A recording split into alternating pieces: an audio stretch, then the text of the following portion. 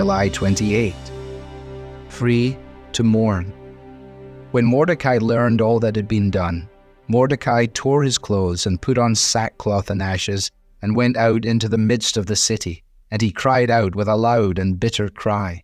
He went up to the entrance of the king's gate, for no one was allowed to enter the king's gate clothed in sackcloth. Esther chapter 4, verses 1 and 2. The outfit these verses describe Mordecai wearing wasn't a fashion statement, but a means of conveying the grief which had engulfed his heart. Throughout the Old Testament, tearing clothes and wearing sackcloth and ashes was a common way to publicly display mourning, agitation, and consternation.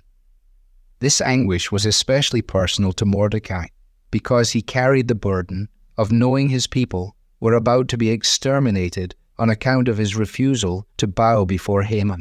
He had done what he thought was right, and he had to leave the rest to God. But that did not mean he glibly walked about, singing of God's providence. No, Mordecai headed for the middle of the city, wailing bitterly. It's a sad picture, and one replicated throughout the provinces as the news spread and others reacted similarly.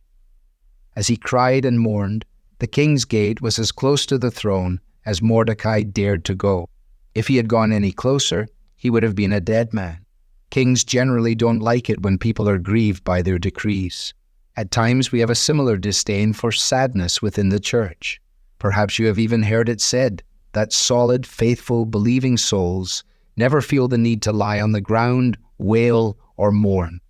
This is an error foisted foolishly upon believers and owing far more to self-help books than to God's Word. George Lawson writes that the faith of God's people does not interfere with the exercise of affections suited to mournful dispensations of providence.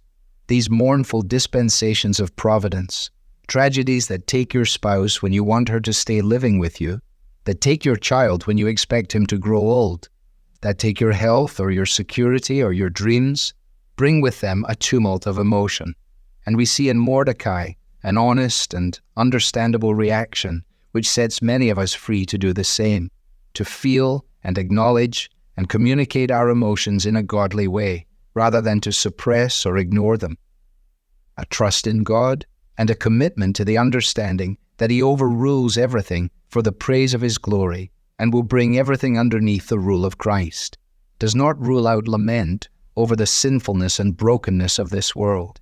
It is legitimate and even good for us to express deep sadness, lament, inquiry, discouragement, disappointment, fearfulness, and faint-heartedness when our path leads us through difficulty. As you face such emotions, cry out to God. He does not forsake His people.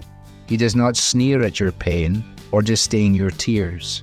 Indeed, the Lord is near to the brokenhearted. Devotional material is taken from the Truth for Life Daily Devotionals, copyright Alistair Begg, and is published by the Good Book Company. This reading was digitally created by Truth for Life and is used with permission. For more clear, relevant Bible teaching, visit truthforlife.org.